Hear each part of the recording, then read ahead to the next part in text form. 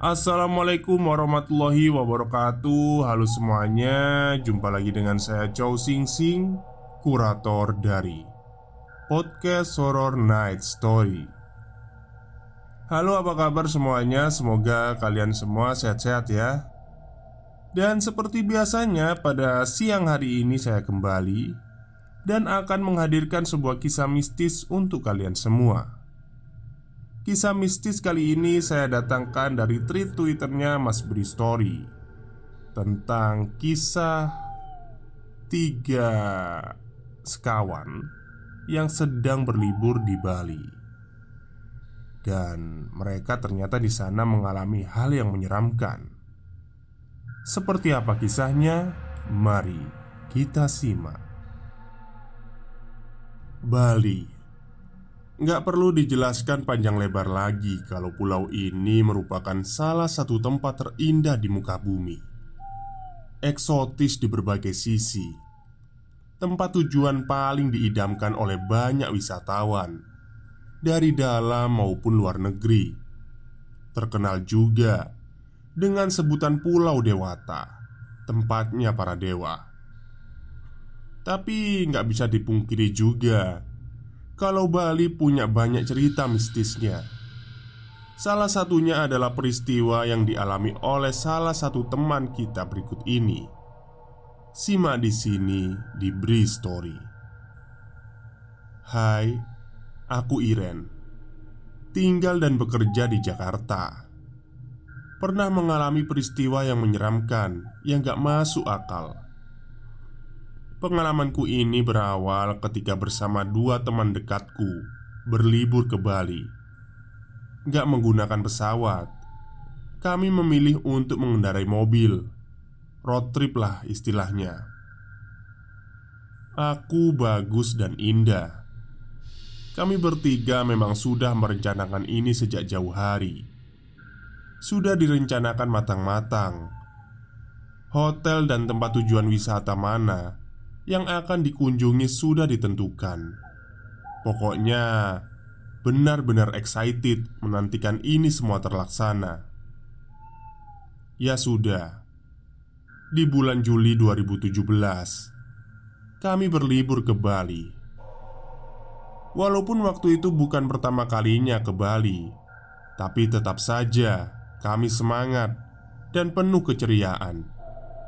Karena kedepannya akan menemui tempat wisata yang eksotis, pantai, gunung, dan lainnya.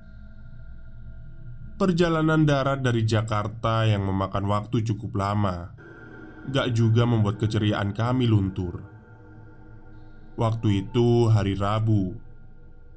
Sekitar jam 12 siang kami sudah sampai di Denpasar, di mana hotel tempat kami menginap nantinya berada. Benar-benar perasaan yang menyenangkan ketika sudah sampai di Bali. Yang sebelumnya kami hanya merindukan alamnya, budayanya, orang-orangnya, makanannya, semuanya.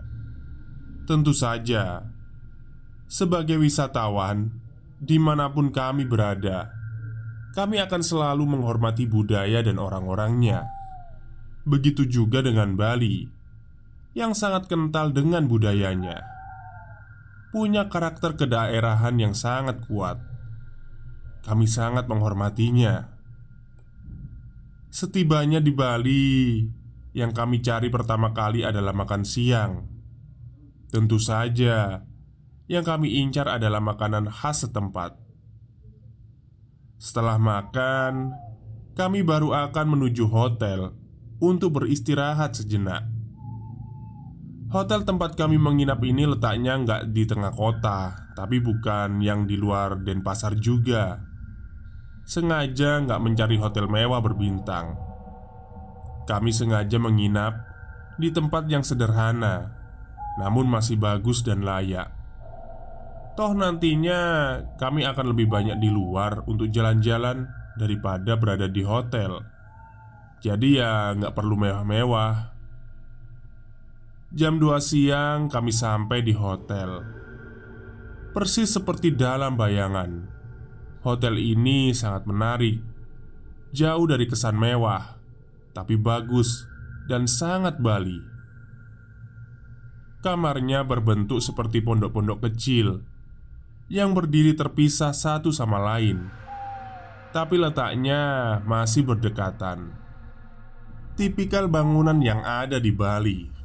Hotel ini juga sama, memiliki patung-patung khas Bali yang diletakkan di banyak sudut. Ukiran dan lukisannya juga sangat mencerminkan Bali. Kami semakin senang melihat itu semua. Ditambah juga lingkungannya yang sangat asri. Banyak pohon rindang berdiri di dalam wilayah hotel yang cukup besar ini. Nyaman, asri, dan indah. Di sisa hari pertama, kami habiskan untuk beristirahat. Tapi pada malam harinya kami keluar untuk mencari makan dan tempat untuk hangout. Barulah keesokan harinya kami habiskan waktu seharian untuk berwisata, jalan-jalan ke tempat yang menarik, dan pasti juga ramai wisatawan. Seperti sudah banyak kita ketahui, kalau jalan-jalan di Bali kita akan banyak melihat semacam sesajen kecil yang diletakkan di depan toko atau bangunan yang lain. Kalau di depan toko yang letaknya di pinggir jalan, biasanya akan ditaruh di atas trotoar. Sesajen ini biasa disebut dengan canang, menggunakan wadah yang terbuat dari janur, yang isinya biasanya adalah kembang rampe, bunga kumitir, paca air, jepun, dan jajanan bungkus kecil. Nah, ketika sedang jalan-jalan ini, kami juga melihat banyak canang, apalagi di depan toko dan rumah makan. Hampir semuanya pasti ada. Di siang hari menjelang sore, ketika baru saja selesai makan di daerah Sanur, kami berjalan kaki kembali menuju kendaraan. Pada saat menuju mobil inilah terjadi sesuatu. Bagus, yang selalu berjalan paling belakang, secara nggak sengaja menendang canang yang berada di depan salah satu toko. Walhasil, canang itu terpental dan isinya berserakan semuanya. "Aduh, lu gimana sih Gus? Berantakan tuh. Jalan lihat-lihat dong." Indah mengomel melihat itu semua. "Aduh, gue nggak sengaja, nggak kelihatan, maaf," jawab Bagus. "Cepet, buruan lu beresin." Aku ikut menimpali. "Iya, iya," jawab Bagus sambil berjongkok, mengumpulkan lagi isi canang, lalu membereskannya. Tapi nggak lama, bapak pemilik toko yang mungkin sejak tadi sudah melihat kelakuan Bagus keluar menghampiri. Sudah mas, nggak usah, biarkan saja," ucap bapak itu ramah sambil tersenyum. "Maaf ya pak, saya nggak sengaja," kata Bagus lagi. Lalu dia melanjutkan merapihkan canang. Setelah selesai dan sekali lagi meminta maaf kepada bapak pemilik toko, kami melanjutkan perjalanan menuju mobil. "Lu ini ada-ada aja sih Gus, makan nendang sesajen segala," begitu kata Indah ketika kami sudah berada di dalam mobil. Dia nggak bisa menahan tawa. "Aduh, dibilang nggak sengaja. Aduh, semoga nggak kenapa-kenapa ya. Gue takut nih habis nendang," kata Bagus. "Ya, emang bakalan ada apa deh? Ya, nggak akan ada apa-apalah," aku bilang begitu. Walaupun ada sedikit perasaan was-was. Entah apa penyebabnya. Sorenya kami melanjutkan menuju ke satu tempat wisata. Setelahnya, kami mencari makan di daerah Denpasar. Singkat cerita, malam menjelang. Kami yang baru saja pulang dari tempat wisata di daerah utara agak kemalaman dalam perjalanan kembali ke Denpasar. Jam 9, kami masih di jalan. Karena itulah, Akhirnya kami memutuskan untuk makan malam di tengah perjalanan. Ini sih di luar rencana. Lalu kami berhenti di satu rumah makan khas Bali. Kira-kira masih 1 jam jaraknya dari Denpasar. Akhirnya nemu restoran. Lapar gue. Bagus bilang begitu ketika kami turun dari mobil. Rumah makan ini nggak besar, tapi nggak kecil juga. Hanya ada satu bangunan yang berdiri di lahan luasnya.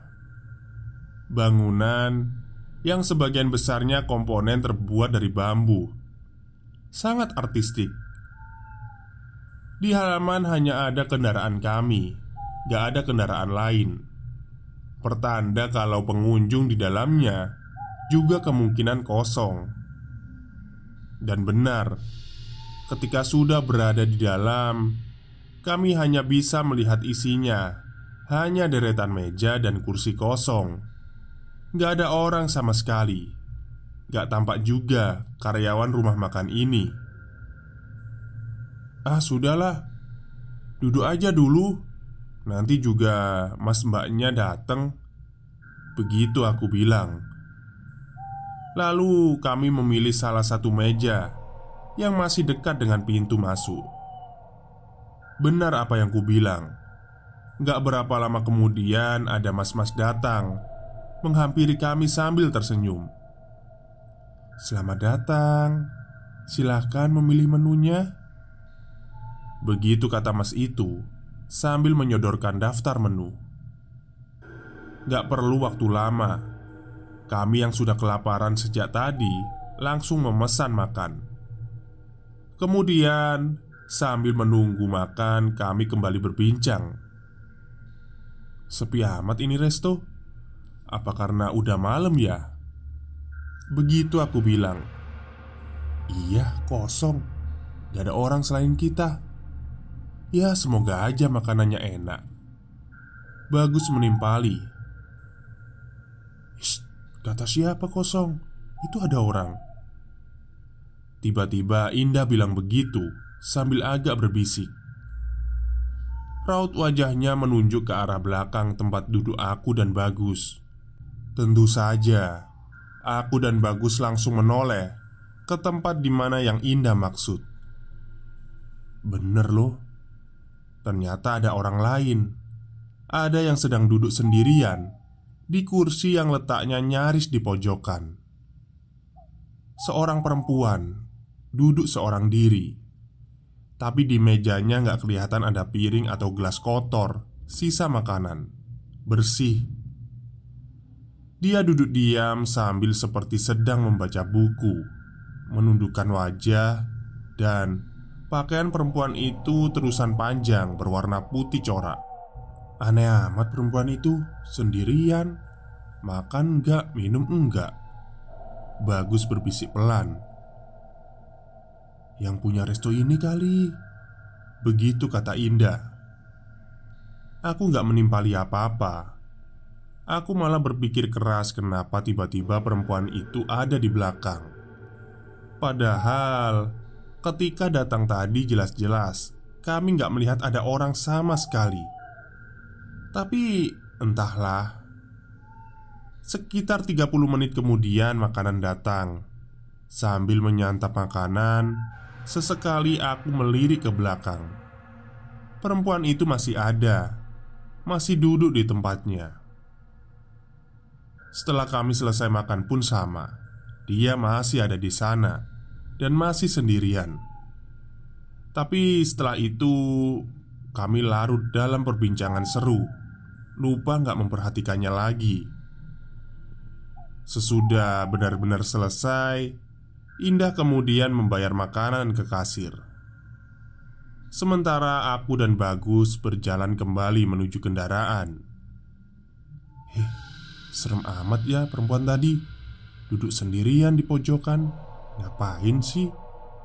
Kata Bagus ketika sudah duduk di balik kemudi. Iya, ngapain ya? Tadi gue lupa lihat lagi. Masih ada gak sih dia? Ucapku. Gak tahu. Gue juga gak lihat tadi, lupa. Gak lama kemudian Indah datang, lalu langsung masuk ke dalam mobil. "Indah, lu lihat perempuan itu gak sih? Masih ada gak dia?"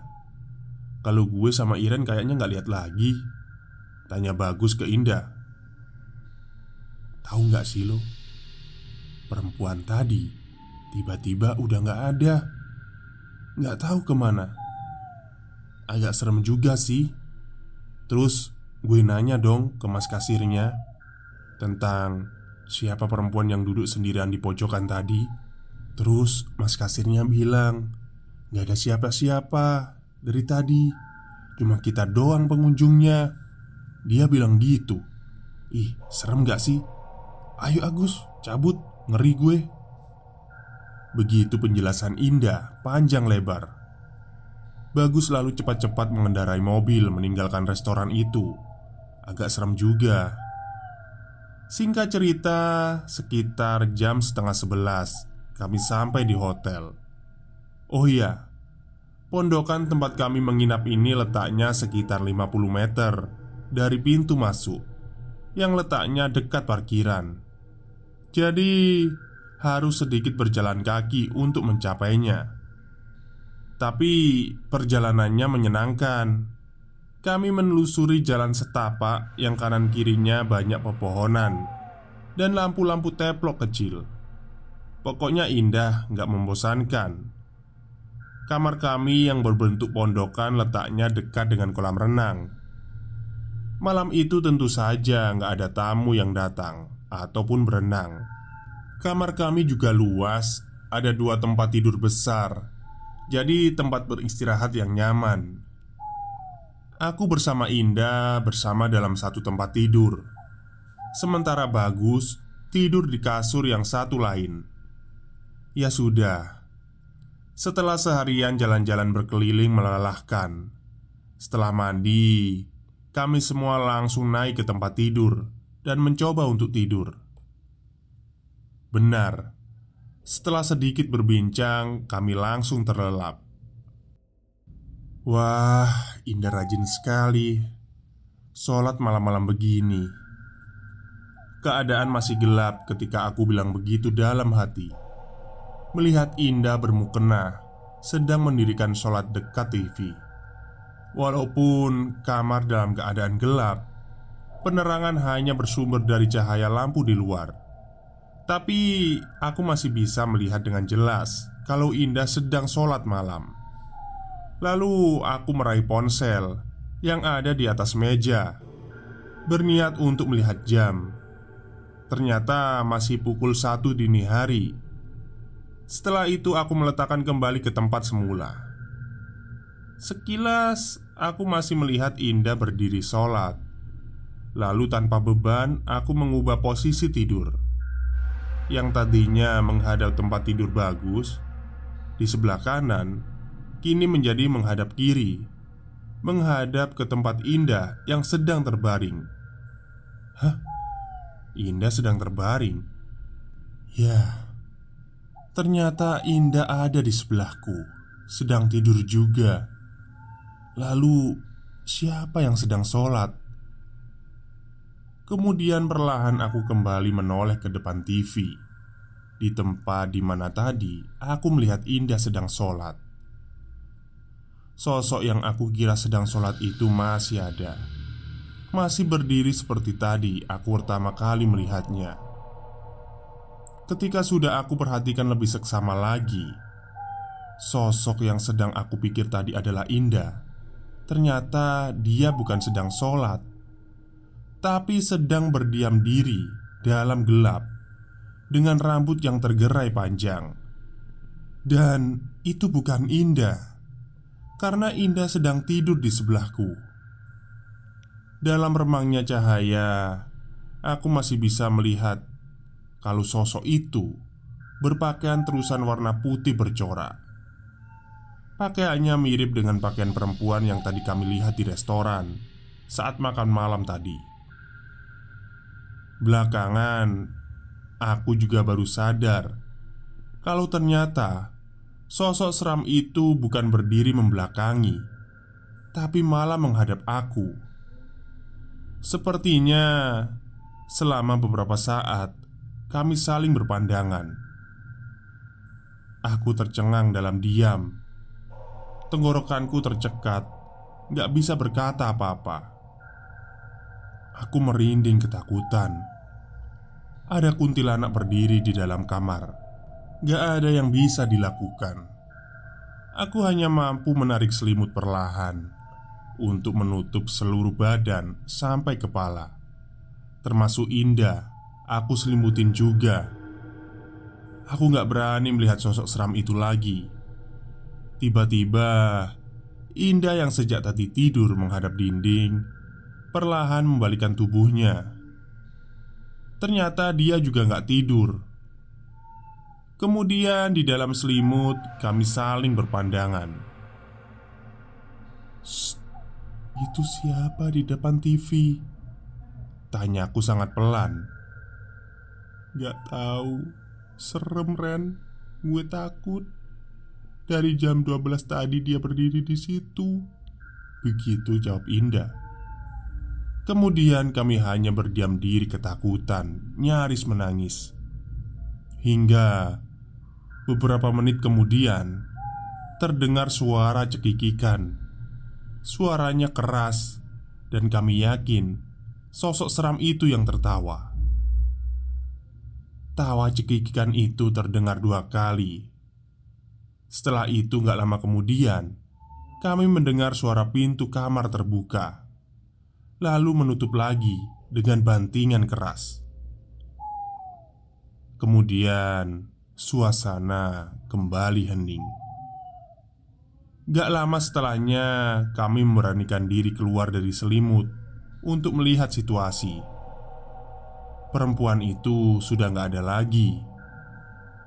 Aku lalu lari ke pintu, lalu menguncinya. Kemudian menyalakan lampu kamar. Malam itu aku dan Indah gak tidur hingga pagi menjelang. Hai, balik lagi ke gue Bri. Sebenarnya masih banyak kisah seram yang tempat kejadiannya di Pulau Dewata. Tapi karena kendala waktu, jadi kita lanjut minggu depan saja. Terima kasih. Baik, itulah akhir kisah dari tweet Twitternya Mas Bri Story tentang 3 sekawan yang sedang berlibur di Bali. Ini nggak tahu ya apakah ini ceritanya ada sambungannya atau enggak. Nanti saya coba cari lagi. Jadi kelihatannya makhluk itu memang tertarik sama ini, Iren dan kawan-kawannya itu. Tapi nggak tahu apa yang membuat makhluk itu tertarik. Ya, Pulau Dewata itu memang gimana ya, pulau yang maksudnya itu kita nggak bisa lah macem-macem di sana ya. Karena kan negaranya orang juga. Baik, mungkin itu saja yang bisa saya sampaikan pada siang hari ini. Kurang lebihnya saya mohon maaf. Wassalamualaikum warahmatullahi wabarakatuh.